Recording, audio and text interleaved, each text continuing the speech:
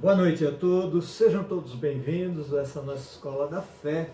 Eu sou o diácono Eduardo Sierra, aqui da paróquia São Sebastião da Vila Guilherme, da Arquidiocese de São Paulo. Estamos refletindo sobre o livro de Ezequiel. Este é o nosso segundo encontro, para que possamos compreender mais e melhor um momento histórico da nossa fé, já que todos somos filhos de Abraão e pertencemos a essa história do povo de Israel. Um momento de sofrimento e também um momento de esperança. Claro, sabemos que o sofrimento pode acarretar duas coisas, ou ter como consequência duas coisas. O sofrimento pode fazer com que a gente se torne mais humilde, a gente se torne mais sensível com relação ao sofrimento do outro, a gente se tenha mais compaixão da situação do outro. Ao mesmo tempo, se não compreendermos bem ou reagirmos de maneira errada, não cristã, o sofrimento pode fazer com que nos tornemos uma pessoa amarga, uma pessoa revoltada, uma pessoa que é completamente indiferente ao sofrimento do outro, ao mal que o outro esteja sofrendo. Para iniciarmos então, vamos rezar, porque quem não reza vira bicho. Em nome do Pai, do Filho e do Espírito Santo. Amém. Deus de amor e misericórdia, vinde em nosso auxílio, socorrei-nos sem demora, para que possamos compreender mais e melhor a vossa palavra. E que essa palavra não seja apenas história, mas seja também instruções, orientações para as nossas vidas, para que possamos escolher a esperança, ao invés de escolhermos a amargura, ao invés de escolhermos o mau humor, ao invés de escolhermos a revolta. Assim, pela vossa graça, pela vossa presença, nos unimos à Trindade Santa, em nome do Pai, do Filho e do Espírito Santo. Amém. Muito bem, no encontro anterior, então, nós falamos aqui a respeito, paramos exatamente aqui, a respeito das terras, né? Então eles foram, lembram-se que nós falamos que eles foram deportados, né, para a Babilônia, com Nabucodonosor.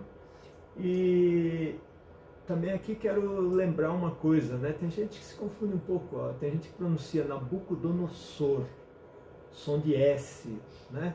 E na verdade é som de Z, Nabucodonosor, porque temos aí duas vogais e o S no meio aí, né? O ali, né? Donosor, né?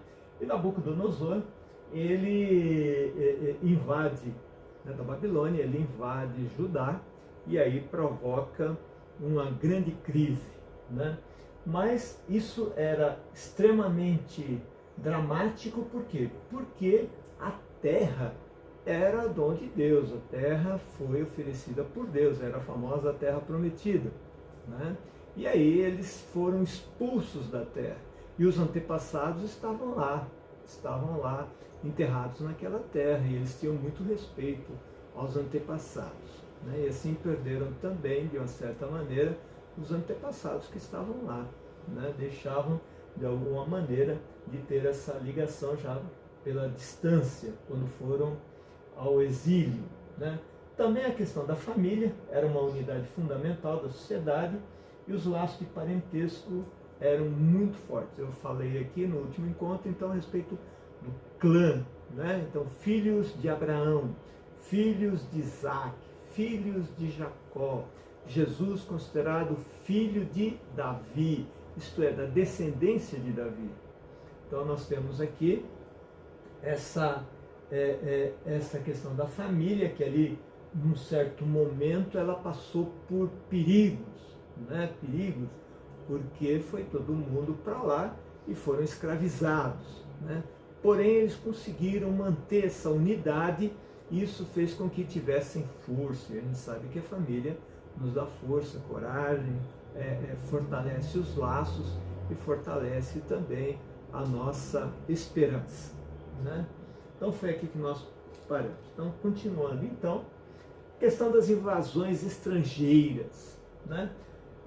os israelitas enfrentaram diversas ameaças e invasões de povos estrangeiros, como os filisteus, né? Dá para a gente lembrar aqui, né? Davi contra o Golias, o gigante Golias, que o gigante Golias ali, que ele tem uma luta, uma briga, e ele muito inteligente, boa estratégia, né? Com uma fonda que chama, né? Uma pedra, ele atinge o gigante e aí ele começa a se tornar um grande comandante em Israel, né? Mas também os assírios, né? Depois a Babilônia e depois também nós tivemos outras espirro aqui sem esperar. Nós tivemos aí outras invasões, né? E eles tinham, e também tivemos ali o Egito, os egípcios, né? Os faraós, que se desenvolveram muito e dominavam técnicas de guerra e também eram uma ameaça ali para Israel. O que tinha em comum aqui, principalmente a partir dos assírios, é que eles eram extremamente violentos e quando eles invadiam, passava todo mundo a fio de espada, né? De maneira bruta, violenta, matando crianças, idosos, né? E fazendo com que, e levando os despojos, né? Levando as riquezas que eles tinham.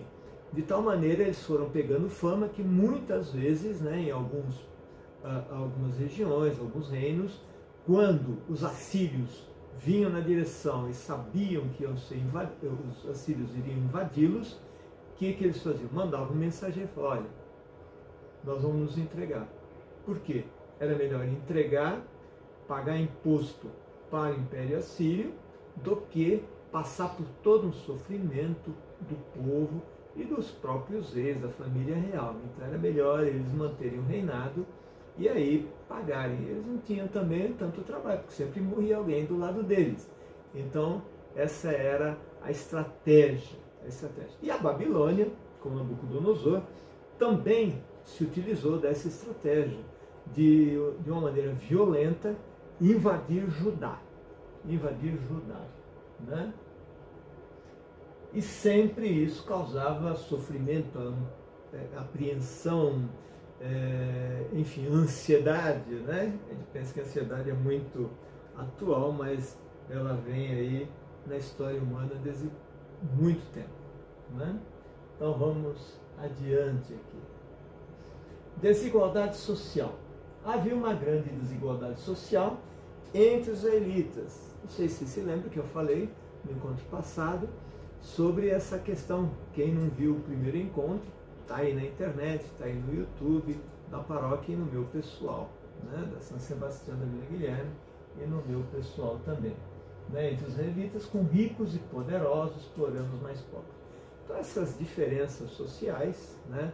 Eles passavam por um momento de desigualdade, mas ao mesmo tempo de prosperidade.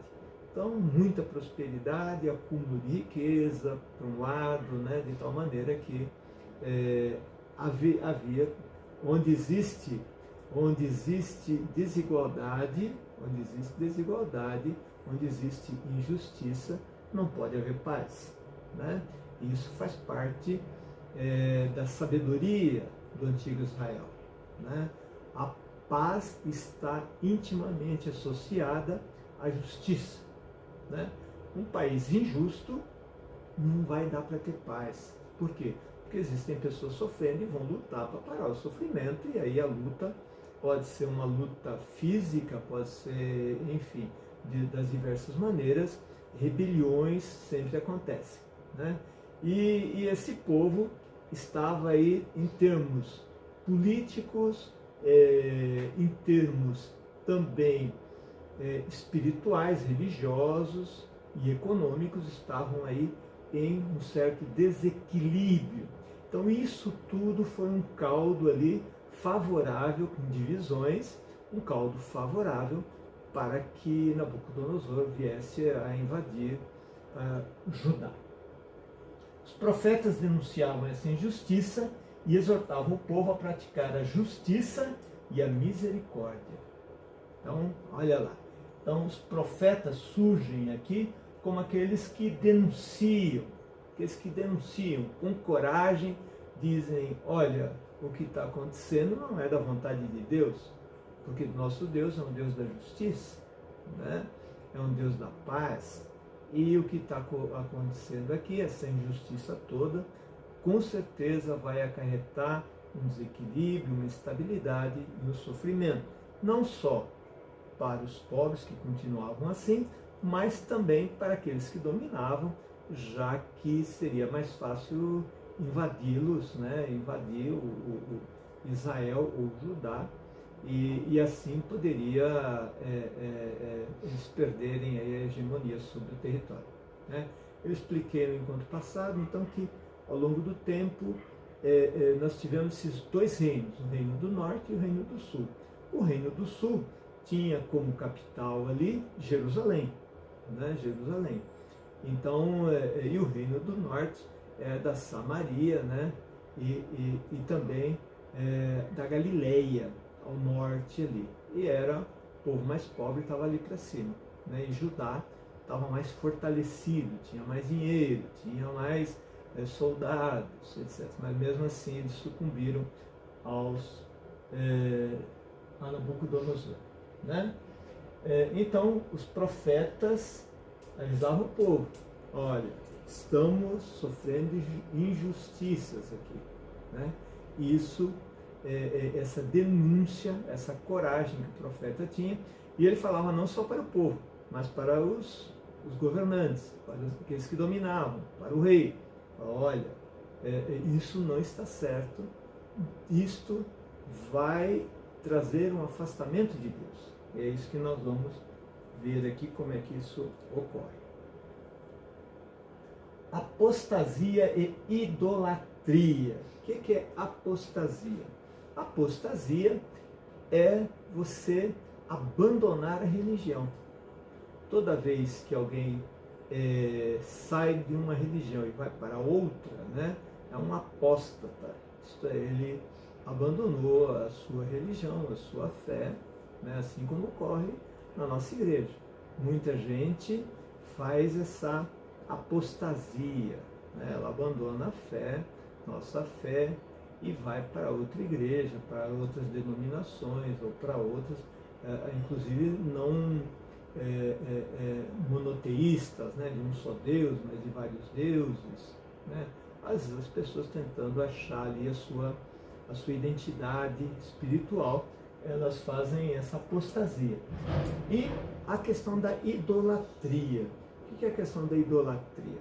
A questão da idolatria, ela perpassa todo o Antigo Testamento, né? E até Jesus, na época de Jesus, Jesus também acusa isso. Jesus denuncia a idolatria. Então, o que é a idolatria? A idolatria é colocar alguém ou alguma coisa no lugar de Deus. Então, é aquele que substitui Deus por alguém, né, ou por alguma coisa. Então, Deus, desde o início, através da boca dos profetas, ele denuncia, olha, vocês estão se prostrando diante de outros deuses, né? Vejam o povo de Israel, desde quando saíram lá do Egito, né, quando eles estavam escravizados e conquistaram a liberdade, eles, no meio do caminho, quando Moisés estava lá nessa comunicação com Deus e os 10 mandamentos, ali as tábuas dos mandamentos, enquanto isso eles estavam montando ali o bezerro de ouro, estavam ali fundindo o bezerro de ouro com o ouro que eles traziam, os bens que eles traziam. De uma certa maneira temos uma questão teológica aí, que é você colocar os bens, fazer um bezerro, e aí você se prostra diante do bezerro, né, que era muito mais fácil, porque o Deus de Israel é um Deus, e a nossa fé, ela exige um esforço, e às vezes a pessoa não quer ter esse esforço. Por exemplo, os mandamentos exigem um esforço, mas é para a nossa salvação, é pela vida, é para que a gente tenha equilíbrio nas relações, é para que a gente seja mais feliz. Mas muita gente não suporta isso, né? Por exemplo, a proposta de Jesus, amar uns aos outros, assim como eu vos amei, que é a proposta dele, que é o mandamento do amor, não é muito fácil, porque amar se implica no perdão, amar implica na empatia, de se colocar no lugar do outro, do sofrimento do outro, né?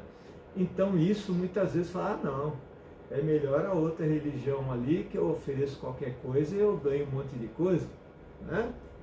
Começa a ver ali o custo-benefício, fala, nossa, esse Deus aí, para a gente seguir esse Deus, exige algumas coisas que eu não estou no momento disposto a querer assumir, né? E então muitas vezes Deus acusa seu povo de idolatria. E Jesus vai falar de uma grande idolatria que está presente nos dias de hoje, né? Bastante moderna, quando Jesus diz assim, você não pode servir a dois deuses, isto é, ser idólatra, né? Você não pode servir a dois deuses, não pode servir a Deus Pai, e ao dinheiro. Ou você assume um e nega o outro, ou vice-versa. De tal maneira que, se você quiser ter o dinheiro como seu Deus, o seu foco for o dinheiro e a dimensão espiritual, sua relação com Deus, vier em segundo plano, você está fazendo uma apostasia, não é a verdadeira fé nem religião, mas sim está fazendo uma idolatria, latria, né? Aqui tem ídolo e latria, adoração. Por isso também a gente não recomenda, né, quando a gente fala alcoólatra, né? Alcoólatra seria aquele que adora o álcool. E não é verdade, a gente sabe disso, né? A pessoa é dependente do álcool. E isso traz malefícios para ele, para a sua saúde e para as relações interpessoais, né? E também para a família. Então, não é alguém que adora, ninguém adora o álcool, então não pode ser um alcoólatra, né? Podemos dizer um dependente do álcool, alcoólico, né? Mais ou menos ali. Então, mais latria, então, tem a ver com adoração.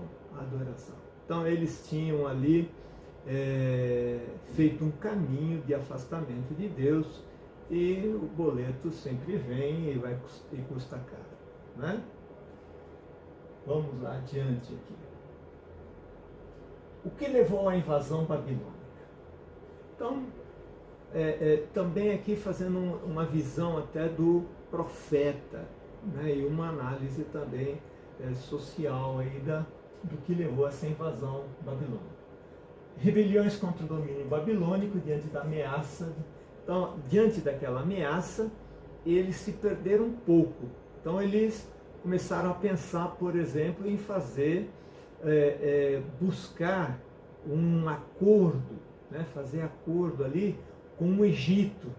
Mas a gente sabe que entre os países não existe muita amizade, né? Não tem país amigo, tem país com interesses nacionais, né? Eles tinham lá os interesses deles. Então, começaram a fazer essa... e aí o profeta vai falar assim, olha, você tem que fazer um acordo, mas é com Deus. Nós já fizemos um acordo.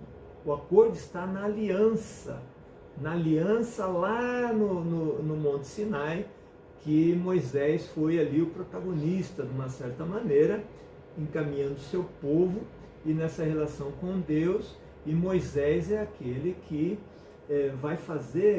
vai intermediar, vai protagonizar esse, não vamos chamar de acordo, mas é um pacto, é uma aliança com Deus.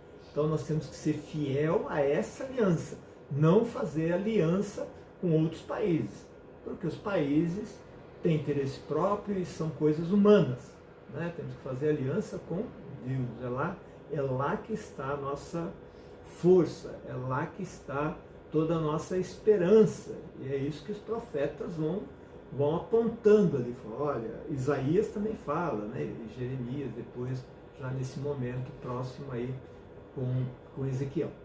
Mas é em Deus que está a nossa força, né? Não é no ser humano, não é em mais nada, né?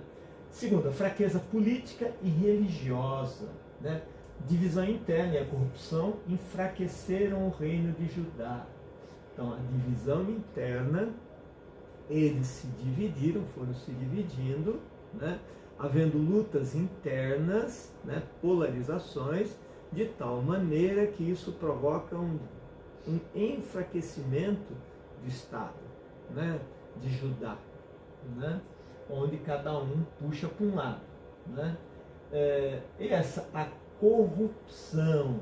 Então, quando você tem um poder forte, ao mesmo tempo um poder onde os amigos ali se aproximam, né? Todo poder ele tende de uma certa forma à corrupção. Por isso que é preciso que se tenha, né, mecanismos para conter a corrupção, né?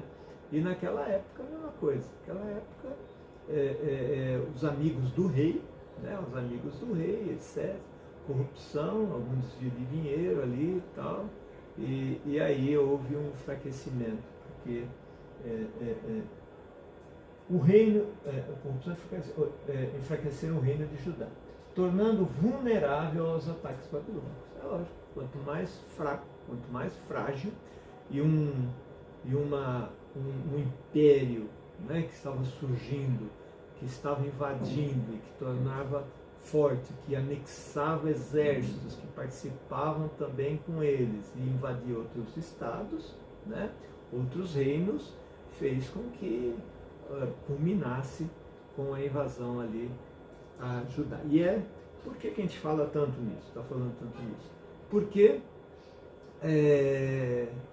toda essa situação é que vai provocar uma transformação e uma compreensão melhor a respeito da ação de Deus na vida deles, na vida dos judeus, né? Compreender melhor como é Deus, como Ele age, como eu deveria agir, toda uma reflexão. Isso está no profeta Isaías, porque temos primeiro, segundo e terceiro Isaías, né? O primeiro Isaías é bem antes, né? Dessa época, é uma escola, na verdade, né? Mas temos em Jeremias, profeta Jeremias, tanto que temos as lamentações de Jeremias. Quais são essas lamentações? Exatamente quando invadem, quando sobra nada na terra, só pequenos agricultores e morte para todo lado. Então você tem ali as lamentações de Jeremias, né? E o profeta Ezequiel, são grandes profetas daquela época, né, que fazem essa reflexão a respeito dessa invasão da Babilônia. E o terceiro caso, terceira situação que levou à invasão da Babilônia, aí é uma pergunta ali que é colocada. Por quê? Porque o profeta também ele faz uma análise e ele fala assim, é um castigo divino, né? A maioria achou que era um castigo divino. Bom, então Deus está querendo, já que você está falando que nós somos invadidos, porque nós nos dividimos, nos enfraquecemos, etc. Então Deus está nos castigando e colocando a gente lá nos braços da Babilônia, nos braços do Nabucodonosor, né? Então os profetas viam a invasão e a deportação como um castigo divino pelo afastamento e rompimento da aliança com Deus. Na verdade, é um castigo divino? Claro que não, né? Mas para que entendessem que o afastamento, o enfraquecimento, as divisões foram facilitadores dessa invasão da Babilônia, né? Fez com que eles fossem invadidos e causou toda essa angústia, todo esse sofrimento. Então, o povo sofreria as consequências. A deportação era uma forma de purificação e um chamado ao arrependimento. Aí eu coloquei aqui uma observação, o boleto finalmente chegou. Então, ficaram afastados centenas de anos de Deus, apostasia, idolatria, colocaram Deus ali para segundo plano, para escanteio, né? E o boleto uma hora vem. Assim é na vida nossa também, né? Tudo tem suas consequências, tudo tem consequência, né? Uma pessoa que, não, chegou a certa hora, fala, não vou estudar, já estudei, acho que é o suficiente, etc, tal. E aí vai enfrentar o mercado de trabalho, não se qualifica, não tem formação, etc. Aí ao invés de aqueles uns 4 anos que gastaria, né, com esforço adicional, que muitas vezes temos que trabalhar e estudar, aquele esforço adicional, às vezes é um esforço danado, 30 anos trabalhando tudo e ganhando pouco, né? Então o boleto sempre tem consequências, as coisas sempre têm consequências. Cuidar da saúde, enfim, né? A gente está cansado de ver aí nas reportagens questões, por exemplo, cardíacas, né? Não é, a pessoa não tem um infarto hoje, fala, nossa, teve um azar hoje que deu infarto. Não, é consequência de uma situação que vem se alongando, né, ao longo da vida, questão de alimentação, estresse, tudo isso que a gente já sabe, né? Então esse é o boleto, as consequências a gente tem que assumir, não vai ter jeito, tem que assumir, vai pagar o preço aí, né? Então, o profeta, ele faz uma análise, né, e mostra que é uma forma de purificação. Termina sendo uma forma de purificação. Por quê? Porque eles vão repensar a relação deles com Deus. Eles vão repensar a questão de esse Deus não é um Deus assim de troca. Eu vou lá no templo, aí ofereço um cabrito, ofereço um bezerro, ofereço isso, ofereço aquilo, e ele vai perdoando os meus pecados e me acumulando de bens, né? Fazendo com que eu tenha ali inúmeras recompensas. A coisa é mais complexa do que isso. Então temos aí uma reflexão a respeito da fé, de tal maneira que sabemos que essa purificação, ela existe? Existe, mas não é bem um Deus que está purificando no sofrimento. São todas essas consequências que fizeram com que eles repensassem a relação deles com Deus. Então é um processo ali, e aí eles vão voltar-se para Deus. Então eles vão começar a perceber que a coisa é voltar para Deus, mesmo dando mais trabalho, né? Porque eu tenho que perdoar, né? Eu tenho que ajudar o pobre, essas coisas dão um certo trabalho, porque eu gostaria de fazer outras coisas, né? Eu tenho que contribuir de alguma forma para amenizar o sofrimento do outro, né? E isso dá algum trabalho mesmo, mas Jesus Cristo é que vai ensinar a gente melhor, né? Que é a alegria de ajudar o outro, né? Quando você ajuda o outro, significa uma coisa. Em primeiro lugar, você que não está precisando daquela ajuda, quem está precisando é o outro. Seria melhor você estar na situação do outro, precisar da ajuda? Claro que não. Então, ajudar o outro, ter alguma condição de colaborar com o outro, de amenizar o sofrimento alheio, é uma alegria, tem que ser uma alegria, principalmente porque eu não estou naquela situação e eu estou colaborando com o outro, para que o outro tenha uma vida mais digna, para que o outro... Então eu tenho que perceber que a minha alegria está, de uma certa maneira, na dignidade do outro, em resgatar a dignidade do outro também. E isso é uma forma de amar o outro, né? Jesus coloca a forma concreta do amor, né? A forma concreta do amor. Muito bem. E também aqui um chamado ao arrependimento, né? Então, se você quer o perdão, o que você tem que fazer? Tem que se arrepender. Não adianta nada dizer assim, não, estou arrependido, né? Então Deus me perdoe, né? Perdoai-nos as nossas ofensas, assim como nós perdoamos a quem nos tem ofendido. Então tem aí uma reciprocidade, né? Tem eu preciso me arrepender, ter consciência que não, o que eu fiz não foi legal mesmo, não é bom, e eu estou me arrependendo disso, né? E a partir desse arrependimento, eu ter uma nova vida, né? Lembra do tema aí? Colocarei em vós o meu espírito, e o que vai acontecer? Vivereis. Isto é, se vocês não tiverem o Espírito de Deus, se nós não tivermos o Espírito de Deus dentro de nós, nós não viveremos. E não viver significa morrer, né? Muito bem, vamos adiante aqui. Então, as 3 fases da deportação, né? Então, a coisa não aconteceu de uma vez só, pá, não. A coisa ela veio acontecendo de uma maneira por fases, né? Lógico que Nabucodonosor queria resolver logo na primeira, mas o povo judeu ali de Judá, né? Judeu de Judá, o povo era meio bravo, duro na queda, né? Duro na queda. Então, na primeira fase, nós temos o cerco de Jerusalém, no ano 597 a.C., né? O cerco. Então, nessa primeira fase, nós temos aí a primeira deportação, após o cerco. Então, ali nós temos Jerusalém, e temos Monte Sião, né, chamado de Monte Sião. Então, necessitava de várias coisas, de água, mantimentos, de coisas que vinham ali mais ao norte da Samaria, que vinham ali da Galileia, né?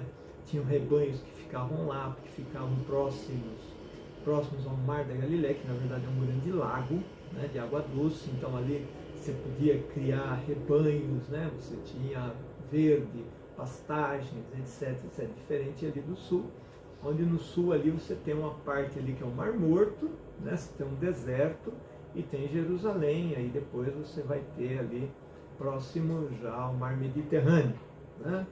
Então ali eles foram cercados de tal maneira até que eles se entregaram. Por quê? Começaram a passar fome, começaram a passar sede, né? Eles se entregaram. Alguma luta, tal, e o Nabucodonosor invade, né? E o que ele faz? Uma parte da população é deportada. Que parte da população que é deportada? São deportados a corte real, né? A família real, na época que Joaquim era o rei de Judá, né? Foi deportado, o rei, né? Então, o primeiro momento ali foram as pessoas que eram, que de uma certa maneira dominavam, né? Dominavam as grandes transações, pessoas ricas, etc, né?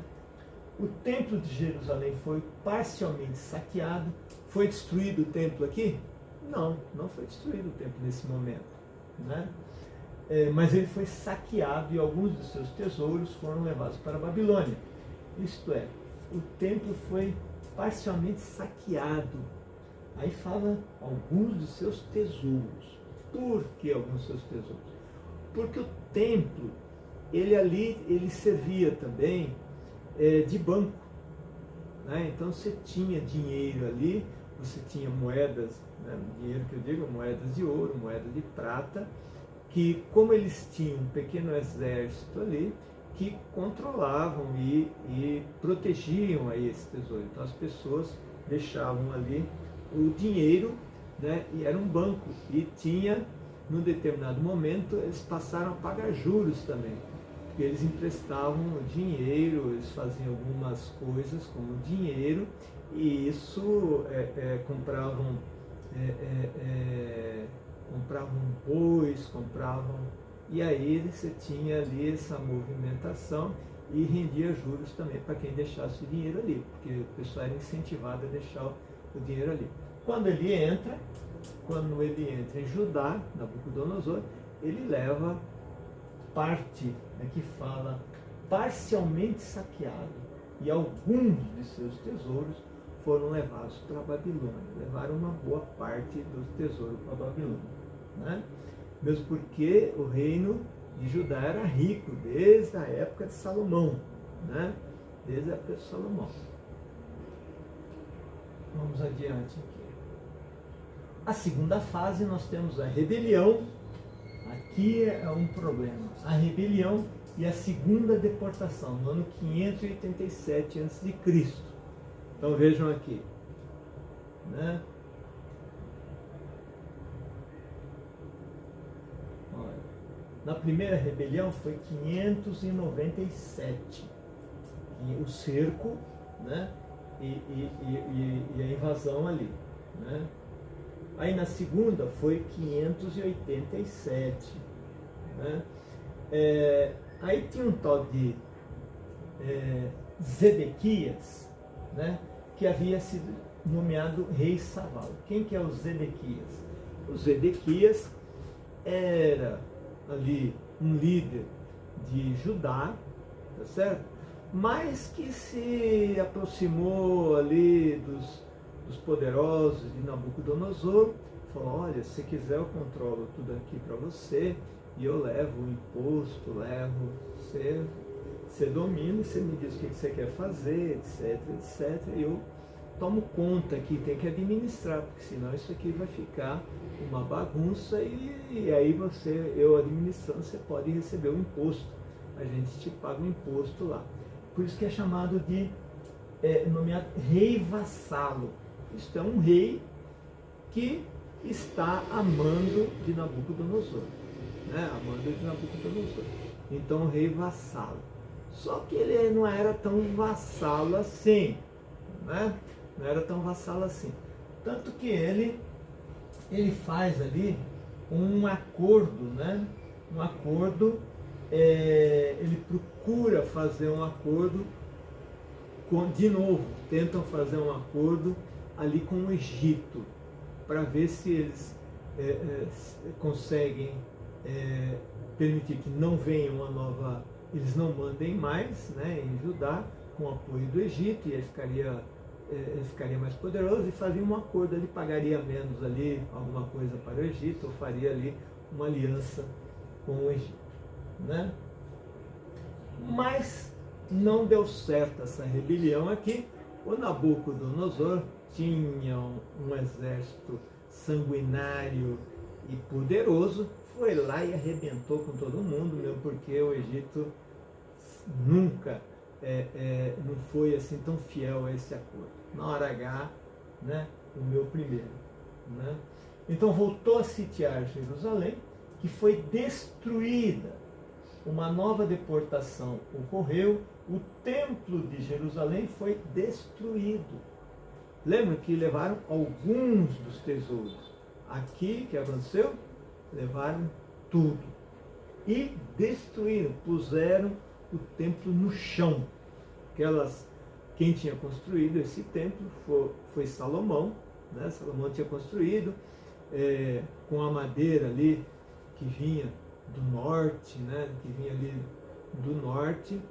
E aí acabou, não tinha mais o templo. Isso foi uma grande chaga na vida do povo judeu, quando ficaram sabendo que o templo que eles amavam, onde tinha a presença de Deus, foi destruído. Tiveram ali uma grande crise. E esse nosso Deus não defendeu nem o templo, ele permitiu que o templo fosse destruído. Olha, por que eles estavam chorando o templo, se antes eles já tinham feito apostasia, já tinham se voltado para outras religiões, religiões dos pagãos, né? Que o Deus é Zeus, Júpiter, né? Afrodite e etc, né? Então nós temos ali uma crise ali, quando eles, nessa segunda deportação, destroem o templo, que só vai ser construído 50 anos depois, no ano 1530 mais ou menos, quando o Ciro da Pérsia invade a Pérsia e liberta-os para que eles voltem aqui, construam o templo, mas paguem imposto para a Pérsia, para Ciro, o rei da Pérsia. Né? Vamos adiante aqui. Terceira fase, já o cativeiro. Né? O cativeiro e o início do exílio. Então, em 586, os judeus deportados se estabeleceram na Babilônia, onde viveram escravizados por cerca de 50 anos. Né? Então, aqui, quem ficou na terra agora? Eles levaram até os grandes produtores, os grandes fazendeiros, aqueles que tinham ali os grandes rebanhos, eles foram também deportados. Ficaram quem? Os pequenos agricultores, desorganizados, completamente desorganizados. Alguns povos invadiam ali, roubando ou se apoderando de terras ou de boas terras que tinham por ali. E aí, então, nós temos esse terceiro momento, que foi um momento extremamente desolador. Apesar do exílio, os judeus mantiveram sua identidade religiosa e cultural, transmitindo suas tradições e crenças às próximas gerações. Isto é, apesar desse exílio, 50 anos, vejam, muita gente morreu. Tá certo? Teve gente ali, muita gente que nunca viu Judá, nem o templo, nem Jerusalém, nem o Monte Sião, não tinha ideia.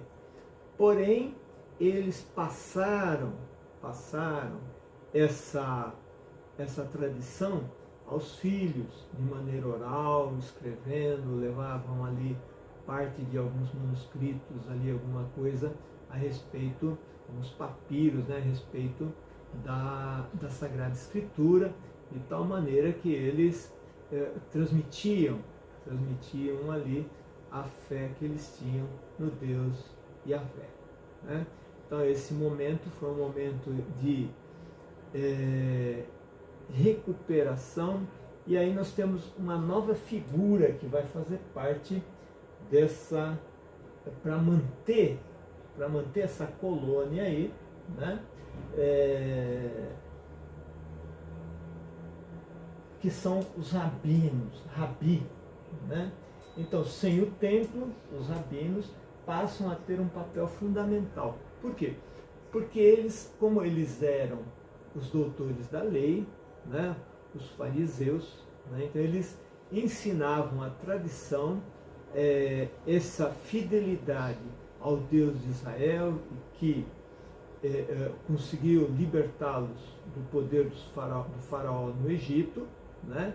Eles foram transmitindo e mostrando toda a grandeza desse Deus, para que as pessoas se voltassem novamente para Deus.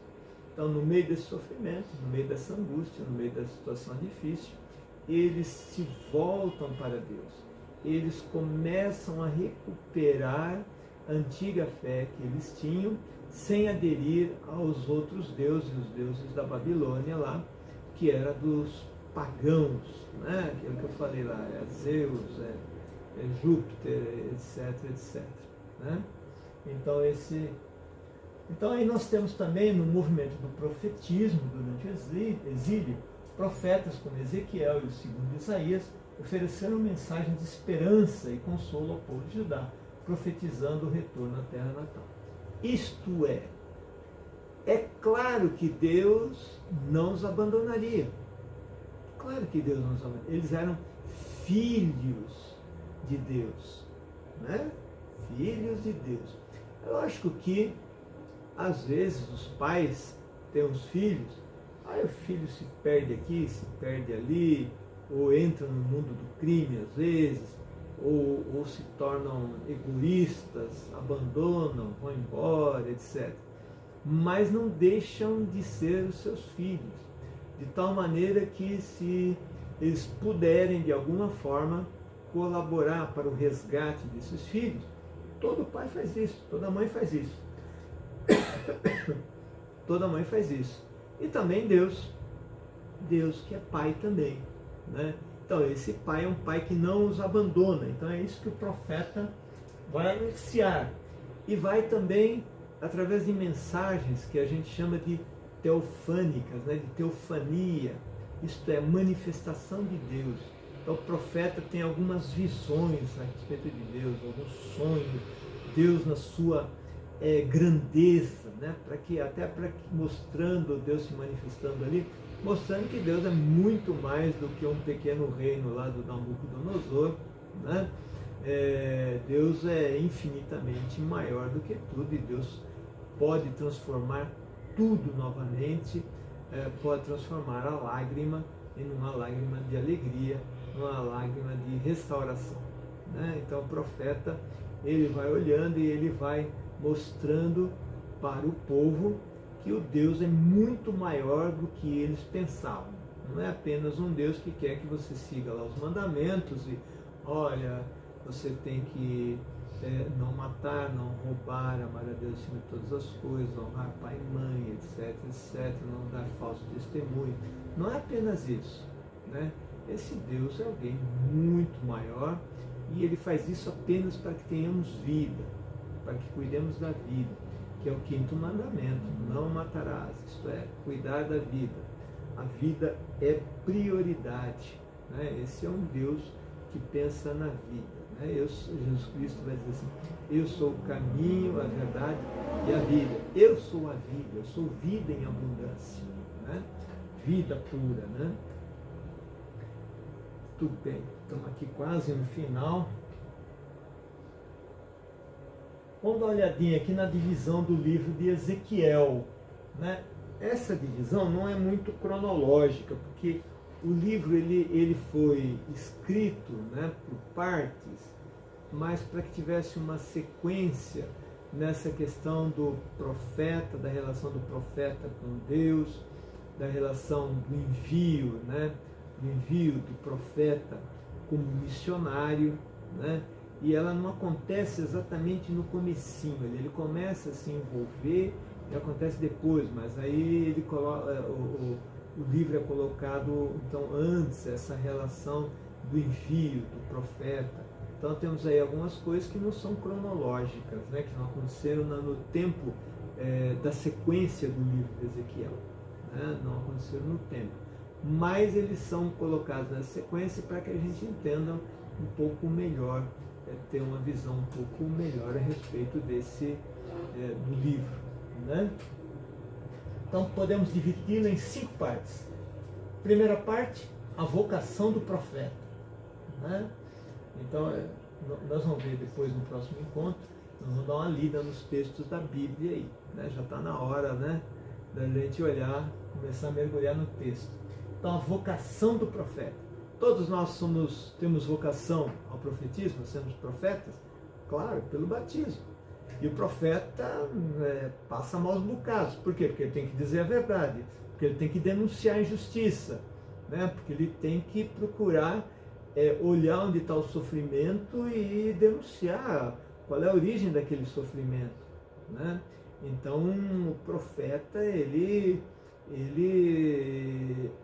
tem alguns problemas, né? Ele arruma algumas encrencas ao longo da vida, mas todos nós somos vocacionados a sermos profetas. Então, o profeta Ezequiel, ele é aquele que faz esse trabalho duro, penoso, porque muitas vezes as pessoas não acreditam no profeta, mas não acreditam porque às vezes é duro o que o profeta fala, né? Então ele prefere achar que aquilo não é verdade, né? Aquilo não é verdade. E o profeta vai lá e fala, e o profeta também vai lá reclamar para Deus, fala: Deus, eu falo para eles, e eles estão querendo, até no caso de Moisés, por exemplo, queriam até matar Moisés, né? Queriam apedrejar Moisés em determinado momento. Aí Deus fala para Moisés: não se preocupa não é você que eles estão rejeitando, estão rejeitando a mim, né? Porque seguir a Deus não é muito fácil. É bom, é ótimo. Vai dar trabalho? Vai dar trabalho, mas não é muito fácil. Então é preciso aí algum despojamento, é preciso a gente superar algumas coisas, né, para que a gente possa ser verdadeiramente profeta. Então vamos dar só mais uma olhadinha aqui, né, para que a gente... O 2, temos ali, depois eu vou entrar nos detalhes aí, tá? oráculos sobre a destruição do templo de Jerusalém, né? Então, essa destruição do templo, o templo foi destruído, sim, foi uma grande perda, era da tradição, já tinha ali, nós estamos falando aí em 300 e poucos anos, né? A tradição do templo, o templo era resplandecente, bonito, lindo, vieram ali acabar com tudo, então, motivo de tristeza ali, mas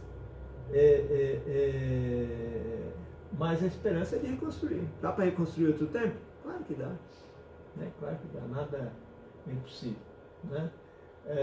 Aqui tem a questão da queda do templo, etc., né? Ainda nos oráculos sobre a destruição do templo, o julgamento dos líderes, etc. Aí um outro tópico, o terceiro, oráculos contra nações, né?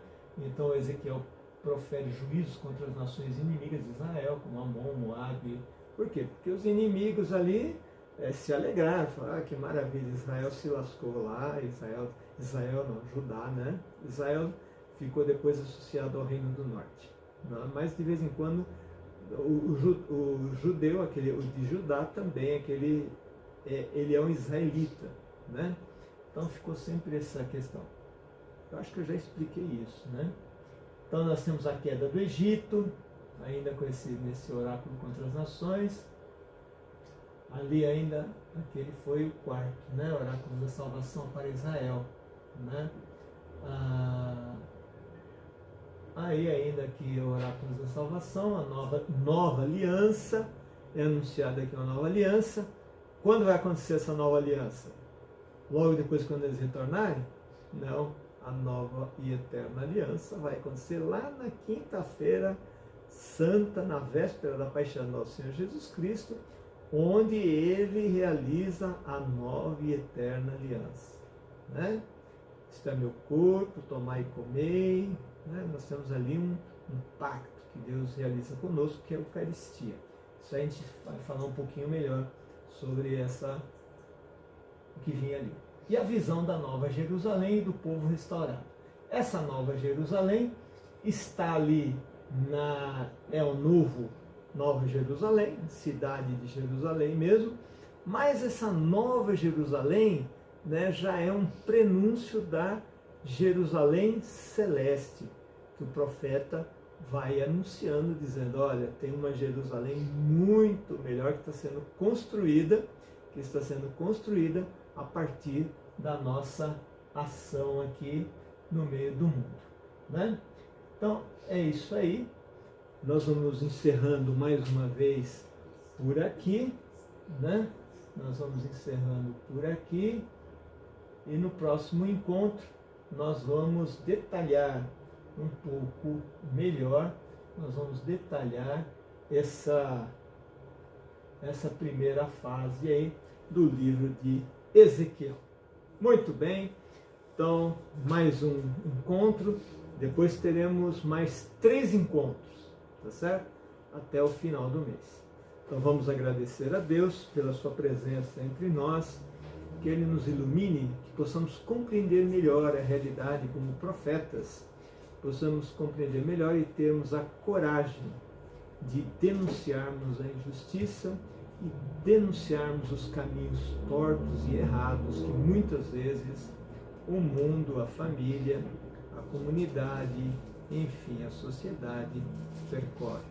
Porque isso vai causar sofrimento, dor e certamente morte. Deus de amor e bondade, nós nos agradecemos pela vossa presença e que continuemos seguindo os vossos ensinamentos, a vossa palavra. Em nome do Pai, do Filho e do Espírito Santo. Amém. Até o próximo encontro.